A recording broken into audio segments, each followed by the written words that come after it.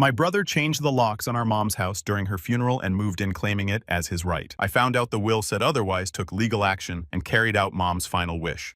My mother lived in the same house for 35 years. The one where me, my brother Dean, and sister Amy grew up. When she got sick with cancer, we took turns taking care of her. Well, Amy and I did. Dean showed up twice in 6 months, both times asking Mom about her will and if the house was paid off.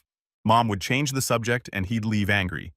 Amy drove from 3 hours away every weekend to help with chemo appointments. I moved back into my old room temporarily to handle nights when Mom couldn't sleep from the pain. Dean lived 20 minutes away and couldn't be bothered unless it was about money. The last time he visited Mom was barely conscious, and he spent the whole time going through her filing cabinet looking for bank statements. When Mom passed on a Tuesday morning, I was holding her hand while Amy sang her favorite hymn. Dean didn't answer his phone until we'd already called the funeral home. His first question wasn't about arrangements or how we were doing. He asked if Mom had left any instructions about the house. At the funeral planning, while Amy and I picked flowers and music, Dean kept asking about the estate lawyer's contact information. He said we needed to be practical about assets. The funeral director looked disgusted. Amy told Dean to show some respect, and he said he was just trying to handle things like Mom would want. We had the service that Friday morning. Dean showed up late in jeans and left early, saying he had something urgent to handle.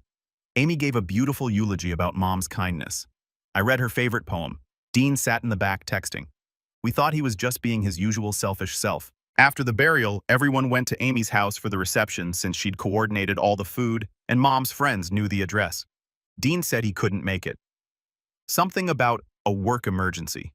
We were honestly relieved he wouldn't be there to make everyone uncomfortable with his money questions. About 2 hours into the reception, Amy's neighbor called her. She lived 2 streets over from Mom's house and saw a locksmith truck in the driveway. Amy tried calling Dean, but he didn't answer. I drove over immediately while Amy stayed with the guests. When I got there, Dean was directing some moving guys who were carrying his furniture into Mom's house. The locks were already changed and he had new keys on his belt. I asked what he was doing, and he said he was moving in. He said possession was 9/10 of the law, and since Mom didn't have a will, the house would go to whoever was living in it. He actually said I should have thought of it first if I wanted the house. The locksmith was packing up and looked uncomfortable when I said our mother's funeral was literally still happening. Dean told him it was fine that he'd inherited the property. When I tried to go inside, Dean blocked the door and said it was his house now. He'd already moved his clothes into the master bedroom.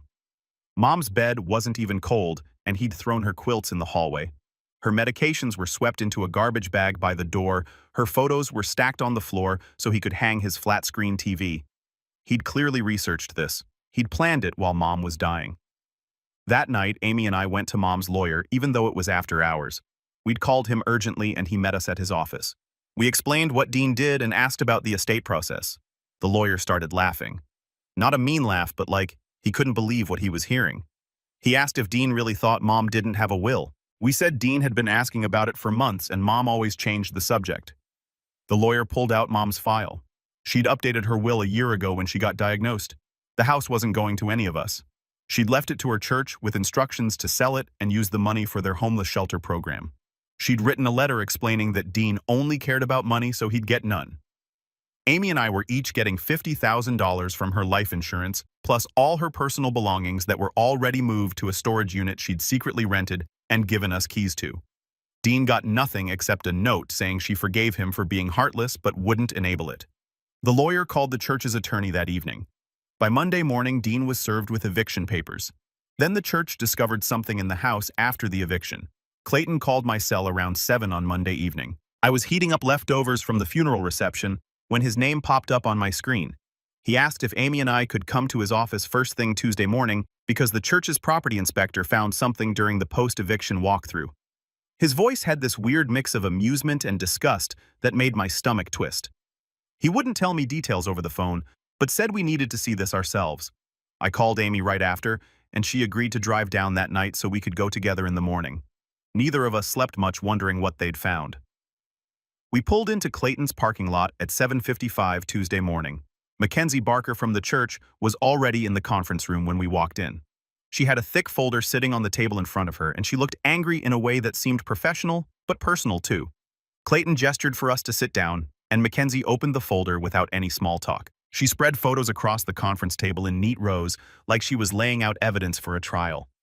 The first thing I noticed was Mom's bedroom looking completely different. There were 3 separate keypad locks installed on bedroom doors. Cheap furniture I'd never seen before. Generic wall art from discount stores. Mackenzie explained that Dean had been running an illegal Airbnb operation out of Mom's house for at least 4 months. My brain couldn't process what she was saying at first. Amy grabbed my hand under the table and squeezed hard. Mackenzie kept pulling out more photos showing how Dean had converted 3 bedrooms into rental units with those separate locks. He'd advertised the place online as a charming family home experience and charged guests $200 per night. The listing photos showed Mom's living room staged with throw pillows and fake plants. Her kitchen had been cleared of all her personal items and set up like a vacation rental. There were professional photos of the backyard with captions about peaceful suburban retreat. Dean had turned our childhood home into a business while Mom was dying in the hospital. The photos showed every room transformed into generic rental space. Mom's reading chair was gone from the corner where she'd sat every evening. Her collection of ceramic birds had been packed away. The walls where family photos hung for 30 years were bare except for cheap landscape prints. Mackenzie flipped to another section showing the actual listings online. Dean had created a whole fake host profile with a made-up story about the property. He'd written descriptions about the home's warm atmosphere and family-friendly environment. Reviews from guests talked about the comfortable beds and well-stocked kitchen. People had been sleeping in Mom's house using her things, living in her space while she was too sick to know. Amy started crying quietly next to me. I felt this cold rage building in my chest that made it hard to breathe normally. Mackenzie pulled out printed booking records they'd found hidden in boxes in the garage. The records showed Dean had made over $30,000 renting out Mom's house to strangers. The booking started in March, right after Mom's cancer diagnosis, when she began spending more time in the hospital for treatments. He'd been doing this for 4 months while Amy drove 3 hours every weekend to help with appointments. While I moved back home to take care of Mom at night, while we were exhausted and scared and watching her fade away, Dean was collecting cash from tourists who wanted a cheap place to stay near the downtown area. The record showed he'd had guests almost every weekend from March through June, sometimes multiple guests at once in different bedrooms. He'd been running a whole operation with cleaning schedules and key exchange instructions and pricing for extra services. I felt sick looking at the numbers and dates. July was when Mom's pain got really bad and she couldn't sleep through the night anymore. That same month, Dean had 12 different bookings and made $4,000. August was when we started hospice care at home, and Dean claimed he was too busy with work to visit. He had 15 bookings that month and cleared almost $5,000. Amy was crying harder now, and Mackenzie pushed a box of tissues across the table. Clayton sat back in his chair looking disgusted. He said this significantly strengthened the eviction case because Dean had been conducting illegal commercial activity in a residential zone. The church wanted to pursue criminal charges for the unauthorized business operation and theft of rental income from property he never owned. Mackenzie explained that running a short-term rental business violated zoning laws, and Dean had never gotten permits or paid taxes on the income. We spent the next 2 hours going through all the evidence with them. There were reviews online from guests praising the host for being responsive and helpful. Photos of complete strangers sitting on Mom's couch, cooking in her kitchen, sleeping in her bed, using her bathroom. One couple had posted pictures of their anniversary dinner at Mom's dining room table with candles and wine. They'd written about what a lovely, peaceful home it was. Another family had reviewed the place saying their kids loved playing in the backyard. There were dozens of photos of people I'd never met living in my mother's house while she was dying. Mackenzie showed us one review from July that made my hands shake. A guest mentioned that the owner's son had stopped by to collect extra cleaning fees and cash.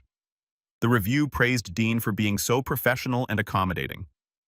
Dean had been physically going to the house during Mom's final months to squeeze every possible dollar out of the rental operation. He'd been there taking money from strangers while refusing to visit Mom at the hospital 20 minutes away. Clayton said he was filing additional legal motions that afternoon to freeze any assets Dean had received from the illegal rentals. If we could prove he'd been operating a business on property he didn't own, he'd have to return every cent, plus penalties and fines. The church was also reporting him to the IRS for unreported income and to the county for zoning violations. Mackenzie gathered up all the photos and documents back into her folder. She apologized for having to show us something so upsetting, but said we needed to know the full extent of what Dean had done. Clayton walked us out to the parking lot and promised to keep us updated on the legal proceedings. Amy and I sat in my car for 10 minutes before either of us could speak. Finally, Amy said we should go see the house ourselves now that Dean had been evicted. The church had changed the locks again and given us keys since we were executives of the personal property Mom had left us. I drove to Mom's street with Amy silent in the passenger seat. The house looked the same from outside, but I knew everything inside had been violated and changed. Inside, the living room looked nothing like Mom's house anymore.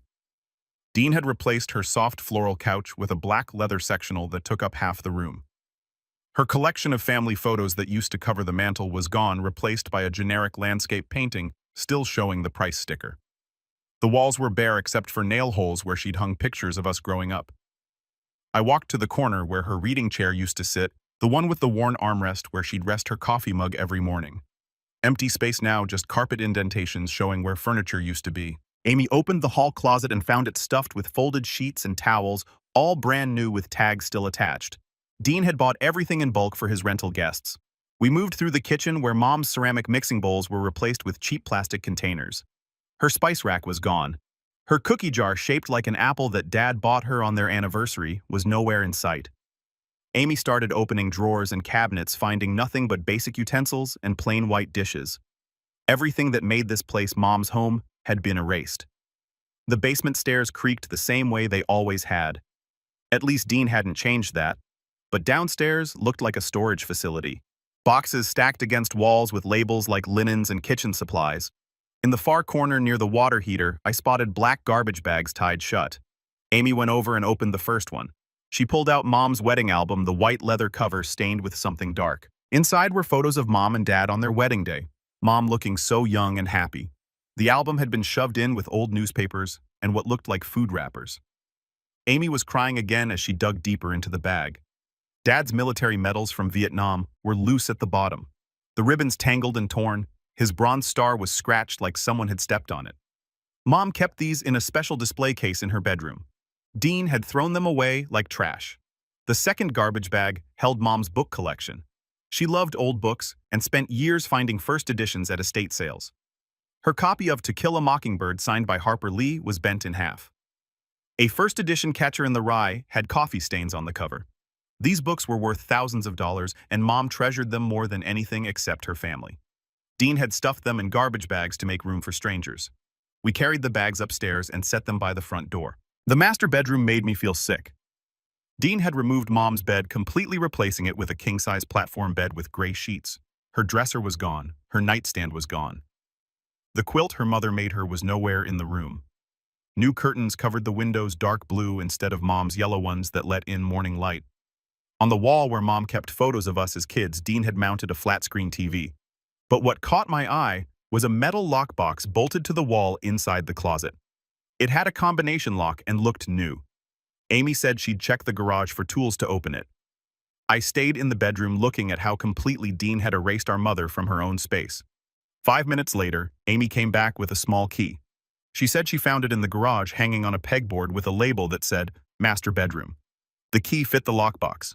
Inside were stacks of $20 and $50 bills bundled with rubber bands. We counted it twice to be sure. $4,200 in cash. Dean had been collecting money from his rental guests and hiding it in Mom's closet. I took photos of everything with my phone, then called Clayton. He answered on the second ring, and I explained what we found. He told us to leave the money exactly where it was and take more photos showing the lockbox location and the cash inside. He said this proved Dean was running a cash business and probably not reporting the income to the IRS. That opened up a whole new set of legal problems for Dean. Clayton said he'd contact the church's attorney right away, and they'd decide how to proceed with this evidence. We locked the house and sat in my car for a while, both of us too upset to drive. That evening, my phone rang with a number I didn't recognize. It was Dean's lawyer, a man named Richard something. He said Dean wanted to negotiate a settlement. Dean would return the house peacefully and drop any ownership claims if we agreed not to pursue criminal charges for the rental operation. Richard said Dean made a mistake and wanted to make things right without involving the courts. I told Richard I needed to discuss it with Amy and Clayton and would get back to him. 20 minutes later, Clayton called saying Richard had contacted him too. Clayton set up a conference call for the next morning with him, Mackenzie, Amy, and me. On the call, Mackenzie said the church had discussed Dean's offer and decided to reject it.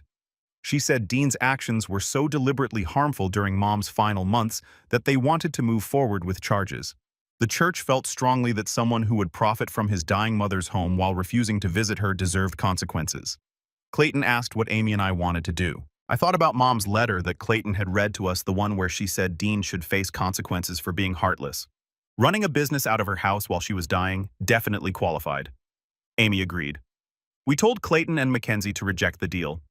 2 days later, Clayton called to say the county prosecutor's office had contacted him. They were interested in filing charges against Dean for operating an illegal commercial enterprise and theft. The rental income exceeded the threshold for serious fraud, which meant potential jail time. The prosecutor wanted to meet with us to discuss the evidence and get our statements. That same afternoon, Clayton called again. Antonio Dominguez, the locksmith Dean hired, had reached out through Clayton's office. Antonio said Dean told him it was an emergency estate situation and he felt terrible about being part of the scheme. He wanted to testify about what Dean said when hiring him. Clayton scheduled a meeting with Antonio for the following week. When we met Antonio at Clayton's office, he looked nervous and kept apologizing. He explained that Dean had called him on the morning of the funeral, saying he needed locks changed immediately on a property he just inherited. Antonio said Dean specifically asked him to come during the funeral hours because the family would be distracted and he wanted to avoid drama. Dean paid him $300 in cash to rush the job and not ask questions about why it needed to happen so fast. Antonio said he realized something was wrong when I showed up and mentioned the funeral was still happening. He went home that night and told his wife what happened, and she said he needed to come forward if the situation was illegal. Antonio brought copies of his work order showing the date and time, plus the cash payment Dean made. Clayton thanked him and said his testimony would be valuable for the prosecutor's case. That same evening, Amy's phone rang while we were having dinner at her place and trying to process everything with Antonio's testimony. She answered, and I could tell from her face it was important. When she hung up, she said it was Leah Bentley, Mom's neighbor, who lived 3 doors down and had known our family for 20 years. Leah told Amy she'd been wanting to call us, but didn't know if it was her place to get involved in family business. She said she'd noticed strange things happening at Mom's house for months, starting back in March, when Mom's hospital stays got longer. Leah saw people with suitcases showing up at odd hours, different cars in the driveway almost every week, and strangers taking photos of the house from the street. At first, she thought maybe Mom was taking in boarders to help pay for medical bills, which wouldn't have been unusual given how expensive cancer treatment was. But something felt off about it because the people coming and going didn't look like they belonged there and they never stayed more than a few days at a time. Leah said she almost called us back in June when she saw a couple arguing in Mom's driveway at midnight about the Wi-Fi password not working. Amy put the phone on speaker so I could hear, and Leah explained that she'd started taking photos of license plates from the rental cars because she wanted evidence in case something bad was happening to Mom. She had dozens of photos on her phone dating back 5 months, all time-stamped and showing different vehicles parked in Mom's driveway. Leah offered to send everything to Amy right away and said she'd be happy to talk to the prosecutor if it would help our case against Dean. Amy thanked her and gave her Clayton's contact information so she could send the photos directly to him as evidence. Within an hour, Clayton called saying Leah's documentation was perfect for building a timeline of Dean's operation. The license plates matched rental car companies, and the dates lined up with gaps in the Airbnb booking records we'd found. Prosecutors could now prove Dean was running this scheme for at least 4 months, not just a few weeks like his lawyer might try to claim. 3 days later, Mackenzie called to say the church was holding a meeting about what to do with Mom's house, now that all the legal issues with Dean were being handled. She invited Amy and me to attend if we wanted to hear their plans. We drove to the church that Thursday evening and met with about 15 people from the board and various committees. Bernarde Morgan, who ran the homeless shelter program Mom had been supporting for years, stood up and explained their vision for the property. She said they wanted to renovate Mom's house into a transitional living home for families getting back on their feet after homelessness. The plan was to create 4 private bedroom spaces for families while keeping the common areas for shared meals and support services. Bernarde talked about how hard it was for families with kids to find stable housing and how having a safe place to stay while parents looked for work and saved money could change everything for them. The church board voted right there to move forward with the renovation plan and start a fundraising campaign to cover the costs beyond what the house sale would provide.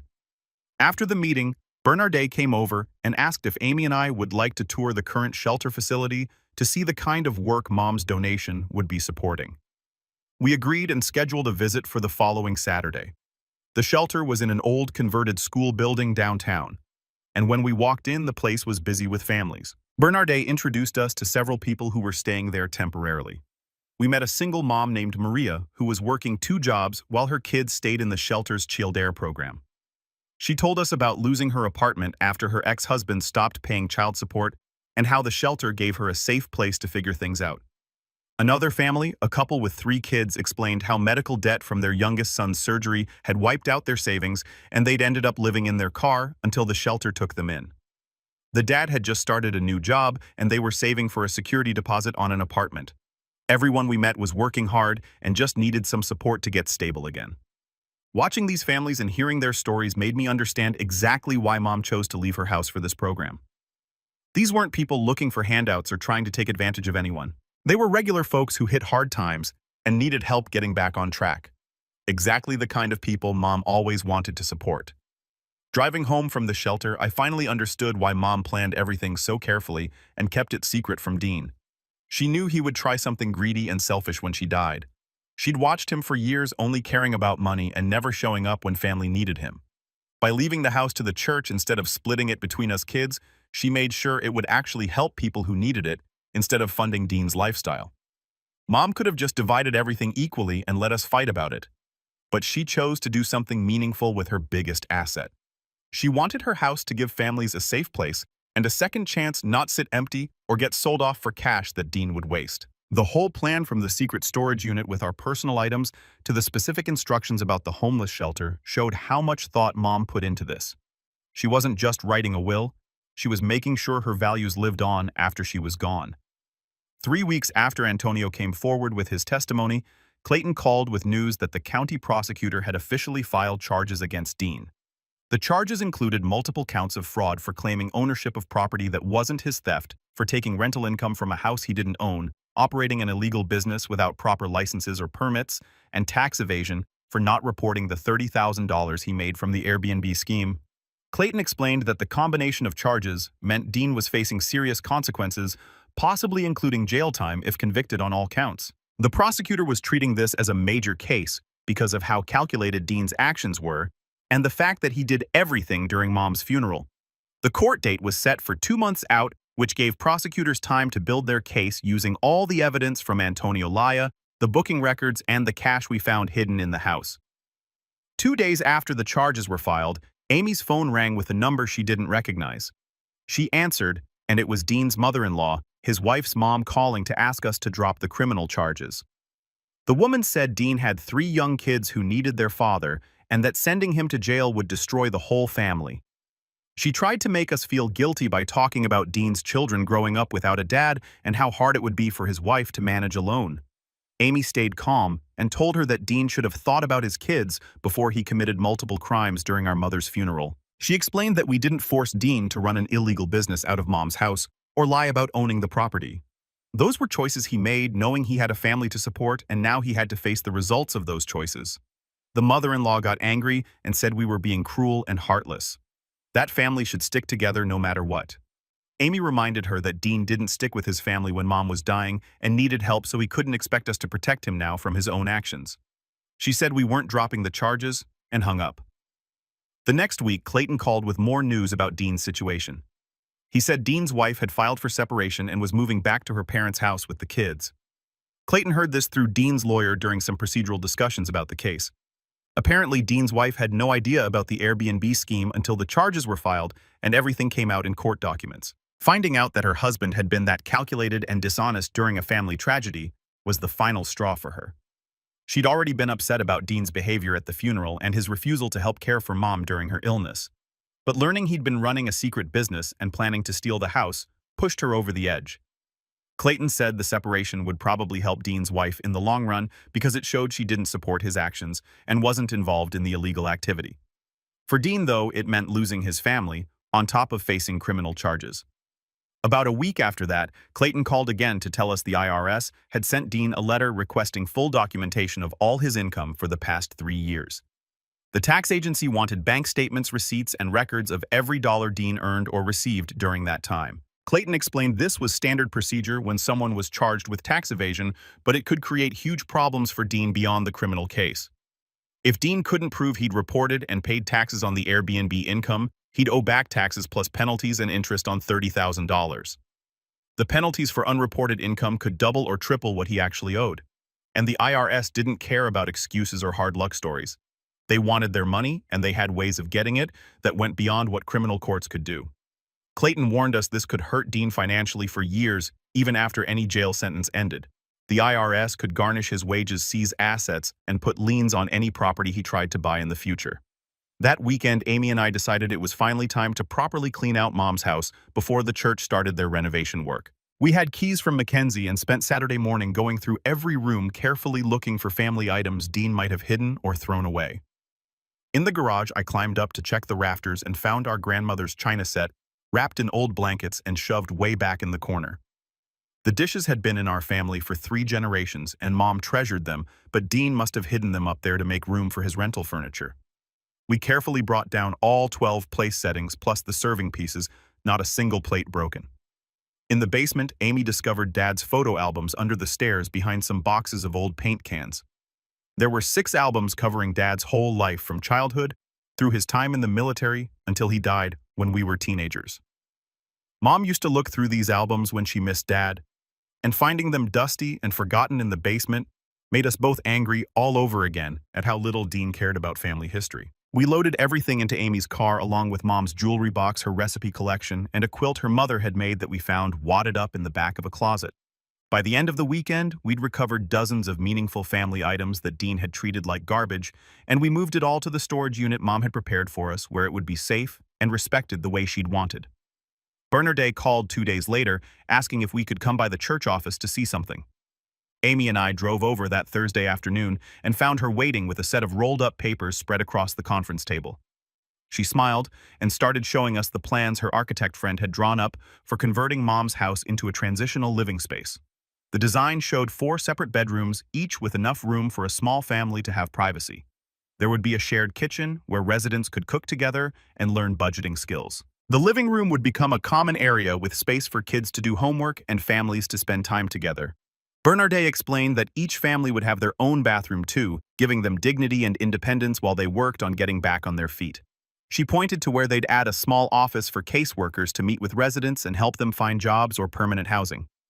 Mom would have loved seeing how her house would give people exactly the kind of support they needed. The plans even included a small garden area in the backyard where families could grow vegetables and teach their kids about taking care of things. Amy started crying, looking at the drawings because it was so clear that Mom's gift would make a real difference for people who needed help. The church started their fundraising campaign the next week.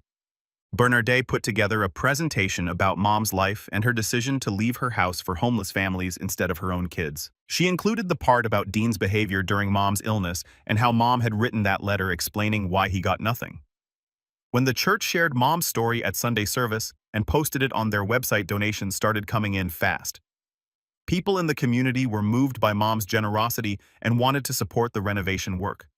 Within 3 days, they'd raised $15,000 from local families who'd known Mom or just respected what she was trying to do. A construction company that did work for the church offered to donate labor for the renovation. A furniture store said they'd provide beds and tables for all 4 family units. The local grocery store committed to providing food baskets for the first month each new family moved in. Watching the community come together to honor Mom's wishes felt amazing. Amy and I went to a planning meeting where Bernarday showed us letters from people explaining why they donated. One woman wrote that she'd been homeless with her kids 10 years ago and wished a place like this had existed then. Another family donated because Mom had been kind to them when they were struggling years back. The fundraising total hit $30,000 within 2 weeks, enough to cover most of the renovation costs. Clayton called during the fundraising campaign with another update about Dean's case. He said Dean's lawyer had submitted a statement claiming Dean was just house-sitting and the Airbnb was meant to cover utility bills while he watched the property. Clayton sounded annoyed explaining this because the booking records proved Dean charged $200 per night and kept every cent as pure profit. The utility bills for those 4 months showed Dean never paid a single one. The electric company had sent 3 disconnect notices. The water bill went unpaid for 4 months. Dean had pocketed $30,000 and let the utilities go into collections, probably planning to deal with it after he'd established squatters' rights. Clayton said this defense strategy was making things worse for Dean because it showed he was lying even now about his intentions. The prosecutor was using Dean's current dishonesty to argue he'd been dishonest from the start and couldn't be trusted to follow any plea agreement. A few days after that call, Amy was going through an old computer we'd found in Mom's basement. She was looking for photos or documents we might have missed when she found Dean's email account still logged in. She called me over to look at what she'd discovered. There were emails going back over a year showing Dean researching squatters' rights and adverse possession laws. He'd contacted 3 different lawyers asking about how to claim property through occupation. One email from 14 months ago, when Mom had just gotten her cancer diagnosis, asked specifically about changing locks and establishing residence during an estate transition. Another email showed Dean had joined an online forum about property rights and posted questions about taking control of inherited homes. He'd been planning this whole thing since Mom first got sick. All those months when Amy and I were taking Mom to chemo and sitting with her through bad nights, Dean was plotting how to steal her house. He wasn't just being selfish in the moment or making a bad choice out of grief. He'd spent over a year researching and planning exactly how to take the house the second Mom died. Looking at those emails made everything so much worse. I'd thought maybe Dean had panicked at the funeral and made a terrible decision without thinking it through. But no, he'd been waiting for Mom to die so he could execute his plan. He'd probably been hoping she wouldn't make a will or that he could contest it somehow. Every time he'd asked Mom about the house and she changed the subject, he must have been calculating his next move. The level of planning was disturbing. Dean had bookmarked articles about estate law, he'd saved screenshots of forum posts about successful property claims, he'd even researched which locksmiths in the area would do rush jobs for cash. This wasn't impulse or grief or even regular greed. This was cold calculation over many months while our mother was dying. Dean's preliminary hearing was scheduled for 6 weeks after the charges were filed. Amy and I both took the day off work to attend. We sat in the courtroom gallery and watched Dean walk in wearing a cheap suit that didn't fit right. He looked smaller than I remembered, maybe because he wasn't standing in Mom's doorway blocking us out anymore. The prosecutor laid out the evidence piece by piece. The Airbnb booking record showing $30,000 in rental income, the utility bills Dean never paid, the locksmith's testimony about being hired during the funeral. Antonio looked uncomfortable on the stand but told the truth about everything Dean had said and done. The prosecutor showed the judge photos of Mom's belongings thrown in garbage bags and Dean's furniture moved into her bedroom. Then they brought up the emails Amy had found showing Dean's year-long planning.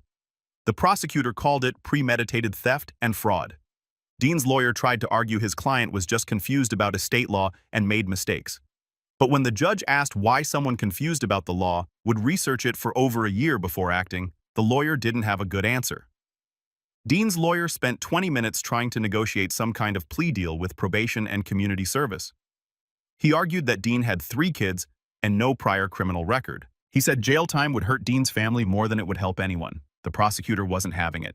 She told the judge that Dean's crimes happened during his own mother's funeral, that he'd been planning them since she got her cancer diagnosis, and that he'd stolen $30,000 while his sisters were grieving. She said the deliberate nature of everything Dean did, plus his continued lying about his intentions, meant he needed real consequences. The judge listened to both sides and asked Dean directly if he had anything to say. Dean stood up and mumbled something about making bad choices and being sorry. It sounded fake even from across the courtroom. The judge didn't look impressed. The judge set bail at $50,000. Dean's face went white when he heard the amount. His lawyer asked for a reduction, explaining Dean didn't have that kind of money available. The judge said that someone who'd stolen $30,000 and run an illegal business should be able to post reasonable bail. She denied the reduction request. After the hearing ended, we learned through Clayton that Dean's wife's family refused to help with bail money. His friends apparently weren't willing to put up cash for someone who'd steal from his dying mother either. Dean had to use his own savings, probably a big chunk of what he'd made from the Airbnb scheme. Watching him realize he was alone in this felt like justice starting to happen. The sentencing hearing came 4 months later after Dean pleaded guilty to avoid trial. Amy and I were both asked to give victim impact statements. I went first and stood at the podium, looking at Dean sitting next to his lawyer. I talked about sleeping in the hospital chairs while Mom went through chemo treatments. I described holding her hand when she couldn't sleep because of the pain. I told the judge about coming home from the hospital exhausted to find Dean had changed the locks during Mom's funeral. Then I explained how we discovered Dean had been counting rental cash and researching property theft while Amy and I were watching Mom die. I said Dean had stolen more than money or property. He'd stolen our ability to grieve our mother properly. We'd spent weeks dealing with his crimes instead of processing our loss. I kept my voice steady and just stated facts, but I could see Dean looking down at the table the whole time. Amy went next and talked about Mom asking for Dean during her final days. She described how Mom kept hoping he'd visit and how she'd make excuses for why he was too busy. Amy told the judge that Mom died, still believing Dean cared about her, never knowing he was just waiting to steal her house. By the time Amy finished, several people in the courtroom were crying. Dean's lawyer stood up after we were done and tried one more time to argue for probation. The judge cut him off and said she'd heard enough. The judge sentenced Dean to 18 months in county jail plus 5 years probation. He also had to pay back all $30,000 from the rental income and do community service at a homeless shelter after his release. The judge said the sentence reflected the extraordinary callousness of Dean's crimes, committing fraud during his own mother's funeral and stealing from property that was meant to help homeless families. Dean's face went white when he heard 18 months. His lawyer tried to object, but the judge was done listening. The bailiff led Dean out of the courtroom in handcuffs, and he didn't look back at anyone. Amy squeezed my hand, and we both felt like Mom would have approved of the outcome. 2 weeks after the sentencing, Dean's wife called Amy. She said she was filing for divorce and wanted to apologize for not seeing what kind of person Dean really was. She explained she was moving back to her parents' house with the kids and wanted nothing to do with Dean after his release. She sounded exhausted and sad, like the whole situation had broken something in her. Amy told her we understood and didn't blame her for Dean's choices. The conversation lasted maybe 10 minutes and ended with her thanking us for being kind to her kids through everything. 4 months after Dean went to jail, Bernardet called to invite us to a dedication ceremony at Mom's house. The church had finished the renovation and turned it into a beautiful transitional living home for families. They'd repainted everything, updated the kitchen and bathrooms, and created 4 private bedroom spaces plus shared common areas. Bernardet said they were naming the program Na's House in Mom's honor. Amy and I drove over on a Saturday morning for the ceremony. The house looked completely different, but somehow still felt like Mom's spirit was there. The church pastor gave a speech about Mom's generosity and how her gift would help dozens of families get back on their feet. Then Bernadette unveiled a wooden sign by the front door that said, Na's House, with the date it opened. I started crying seeing Mom's name there, knowing she'd planned all of this, while we thought she was just avoiding Dean's questions about the will. After the ceremony, Bernardet introduced us to the first family moving in that afternoon. A single mother with 2 kids, maybe 7 and 9 years old, stood nervously in the living room, holding garbage bags with their belongings. Bernardet explained they'd lost their apartment after medical bills from the son's surgery ate up all their savings. The mother started crying when she thanked us, saying she'd been sleeping in her car with the kids for 3 weeks. She kept apologizing for crying, and I told her Mom would have loved seeing her house used exactly this way. The little boy asked if they really got to stay there, and his mom nodded, and watching his face light up made everything with Dean feel worth it. Amy and I met for lunch the next week to talk about what to do with our inheritance money. We'd each gotten $50,000 from Mom's life insurance, and it felt right to use some of it to extend Mom's generosity. We decided to establish a small scholarship fund at Mom's church for kids from families in transitional housing. The fund would help with school supplies, field trips, and other expenses that families struggling to get back on their feet couldn't always cover. We set aside $10,000 each to start it, and the church agreed to manage the applications and distributions. Bernardet said several families already in their housing programs would benefit immediately. Setting up the scholarship took about 3 weeks of paperwork and meetings with the church's finance committee. Once everything was official, I started thinking about how else I could stay connected to Na's House. I called Bernardet and asked if they needed volunteers. She said families often needed help with job applications and resume writing, since many of them had gaps in employment from their housing instability. I'd worked in human resources for 6 years, so this felt like something useful I could actually do. I started volunteering at Na's House once a month, usually on Saturday mornings. My first session, I helped a dad update his resume and practice interview questions. He'd been out of work for 8 months after losing his construction job and didn't know how to explain the gap to potential employers. We worked on framing it positively, and he got hired at a warehouse 2 weeks later. Connecting with the people Mom's gift was helping made me feel closer to her memory than visiting her grave ever did. 6 months after Dean's sentencing, his oldest daughter sent me a message on social media. She said her name was Sophie. She was 16 and she wanted to meet if we were willing. Her message explained she was ashamed of what her dad did, but didn't want to lose her whole family over his mistakes. She said her mom told her about Mom's will and the Airbnb scheme, and she understood if we wanted nothing to do with any of them. I showed the message to Amy, and we both agreed immediately that we should meet her. None of this was the kids' fault, and they deserved to know their grandmother's real legacy, not just their dad's crimes. We set up a coffee shop meeting for the following Saturday. Sophie showed up 15 minutes early looking nervous and picking at her napkin. She had Mom's eyes and smile, which hit me harder than I expected. We hugged her and told her right away that we didn't blame her for anything Dean did. She started crying and said she'd been so scared we'd hate her. Amy ordered us all hot chocolate and we spent 2 hours talking about Mom. Sophie said she barely remembered visiting Grandma's house because Dean never brought them around much. We told her stories about Mom's kindness, her terrible jokes, how she'd sneak candy to us when Dad said no sweets before dinner. Sophie laughed and cried and said she wished she'd known her grandmother better. Before we left, we exchanged phone numbers and promised to stay in touch. We started having monthly lunches with all 3 of Dean's kids after that first meeting with Sophie. The younger 2, Jake and Jenny, were 13 and 11. They were shy at first, but warmed up once we started sharing stories about Mom and showing them old photos on our phones. Jake looked exactly like Dean, but acted nothing like him. Sweet and polite and interested in everyone else's feelings. Jenny asked a million questions about what Mom was like and whether she'd known about Dad's plan. We told her honestly that Mom had known Dean only cared about money, which is why she'd left the house to the church instead. The kids deserved to know their grandmother's real legacy and understand that family wasn't just about blood. It was about showing up and caring about people. We took them to Na's house one Saturday so they could see what their grandmother's gift had created. Sophie cried again seeing the sign with Na's name on it. The kids met some of the families living there, and Jake asked a lot of questions about how the program worked. On the drive home, Jenny said she wanted to be like Grandma when she grew up helping people who needed it. 3 months after we started the regular lunches, Bernardet called with an update about Na's house. She said the program was exceeding all their expectations. 5 families had successfully transitioned to permanent housing after completing the program. They'd found stable jobs, saved up deposits, and moved into their own apartments. There was now a waiting list of 12 families wanting to participate. Bernardet said the church board was discussing opening a second location if they could find another property. She thanked us again for supporting the program and said Mom would be proud of how many lives her gift had changed. I thought about Dean sitting in county jail, knowing that Mom's house was helping exactly the kind of people he'd never cared about. The program was working better than anyone expected, and families were getting real second chances because Mom had chosen compassion over convenience. Every month when I volunteered at Na's house, I saw new faces and heard new stories of people rebuilding their lives. Mom's legacy wasn't the house itself or the money she'd left us. It was this ripple effect of kindness spreading out to touch dozens of families who just needed someone to believe they deserved a chance. A few weeks later, Bernardet called to say the local newspaper wanted to do a story about Na's house.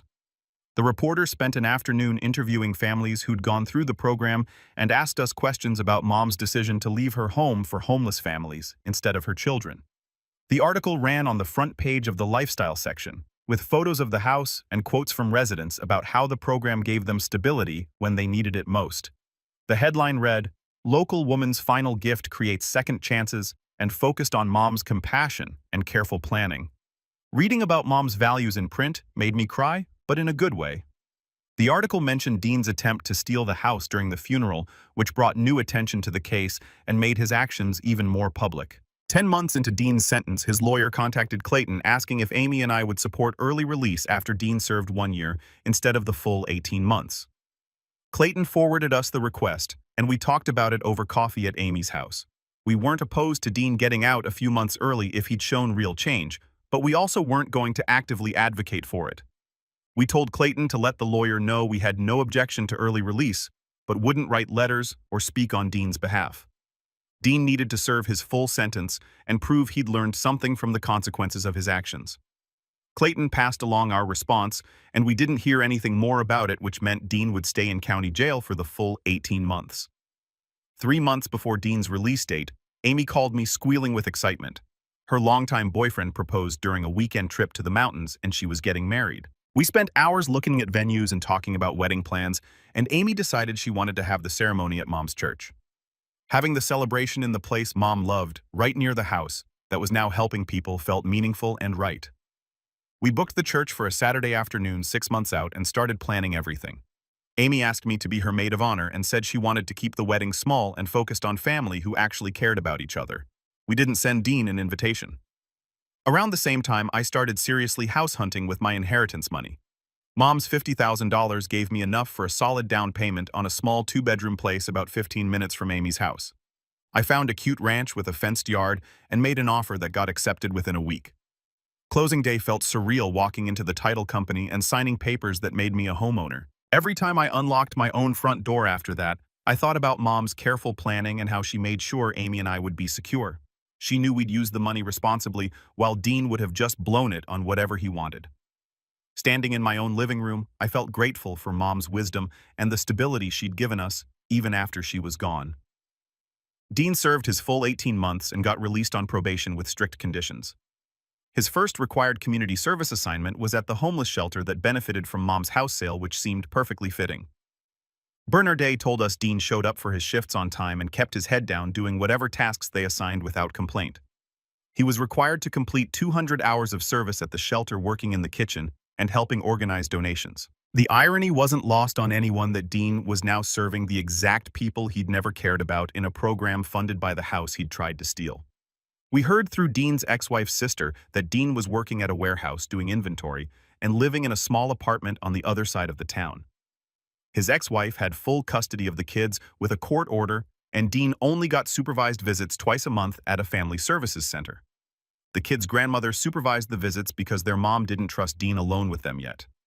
He was paying child support directly from his warehouse paychecks, and his probation officer checked in weekly to make sure he was following all the rules. It sounded like a hard, lonely life, but it was the life Dean had earned through his choices. 6 months after Dean's release, his oldest daughter reached out through social media, asking if Amy and I would come to her high school graduation. Despite everything with Dean, we wanted to support our nieces and nephews who did nothing wrong. We told her we'd absolutely be there and asked if she needed help with her graduation party. She said her mom was handling the party, but she really wanted us at the ceremony because we were the only connection she had left to her grandmother. Amy and I bought her a nice gift and marked the date on our calendars. The graduation was at the high school auditorium on a Thursday evening in May. At the graduation ceremony, we sat with Dean's ex-wife and her parents in the family section. Dean sat by himself several rows back, looking uncomfortable in a button-down shirt that didn't fit quite right. After the ceremony ended, we were congratulating his daughter outside when Dean approached us, carefully keeping his distance, like he wasn't sure if we'd talk to him. He thanked us quietly for staying in his kids' lives and said he appreciated that we didn't blame them for his mistakes. He looked tired and genuinely sorry, with dark circles under his eyes and a defeated posture. We kept the conversation brief and polite, telling him we hoped he was doing okay, then moved away to take photos with his daughter. It wasn't forgiveness exactly, but it also wasn't the anger we'd felt during the trial. 2 weeks after the graduation, Bernardet called to invite us to Na's house 1-year anniversary celebration. The program was hosting a community event with food tours of the facility and speeches from families who'd completed the program. 12 families had successfully completed the program in that first year, finding stable jobs and moving into their own apartments. The church board was so impressed with the results they were considering opening a second location in a different neighborhood. Bernardet said the event was scheduled for a Saturday afternoon, and she hoped we could attend because the program existed because of Mom's gift. Amy and I arrived at the anniversary celebration to find the yard decorated with balloons and tables set up with food donated by local restaurants. Current and former residents mingled with church members and community supporters. And kids ran around playing on the lawn where Mom used to plant flowers every spring. Bernardet welcomed everyone and introduced us as Na's daughters, then invited us to speak about Mom and her decision to leave the house for this program. Amy went first, talking about Mom's values and her belief that everyone deserved a safe place to rebuild their lives. I followed, sharing how Mom had carefully planned everything to turn what could have been a bitter family fight over inheritance into something beautiful that helped dozens of people. Standing there looking at the house with its sign reading Na's house, and seeing families who'd found stability through Mom's generosity, I knew she would have been proud of what her final gift created. After we finished speaking, Bernardet invited former residents to share their experiences. A woman in her 30s stood up, holding hands with 2 kids who looked about 7 and 9. She said her name was Jennifer, and she'd lived at Na's house last year after losing her apartment when her son needed emergency surgery. The medical bills wiped out her savings, and she couldn't make rent anymore. She explained how the program gave her family stability during the hardest time of their lives, letting her keep her job while her kids stayed in the same school district.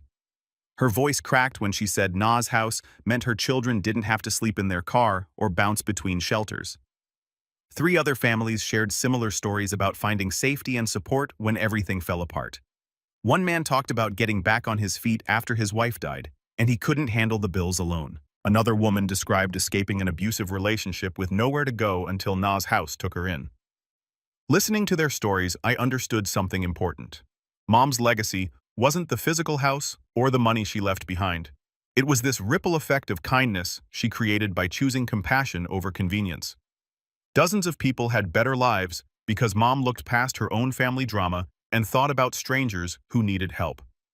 She could have split the house between us or sold it and divided the money, but instead, she turned it into something that kept helping people long after she was gone. That felt more valuable than any inheritance check. After the celebration ended, Amy and I drove to the cemetery where Mom was buried. We stood at her grave with flowers from the anniversary event and told her everything that happened. Amy talked about Dean serving his sentence and losing his family because of his greed. I described Na's house and all the families who found stability there. We thanked Mom for teaching us that real family isn't about blood or inheritance. It's about love and doing right by others, even when it cost you something. Mom proved that by leaving her house to help strangers instead of feeding Dean's selfishness or making things easier for us. She taught us to think beyond ourselves. Driving home from the cemetery, I felt genuinely at peace for the first time since Mom died. Dean faced real consequences for what he did. Mom's house was helping people exactly like she wanted. Amy and I were building lives Mom would be proud of with the inheritance she carefully planned for us. The whole situation took almost 2 years to fully resolve, but it was worth the wait.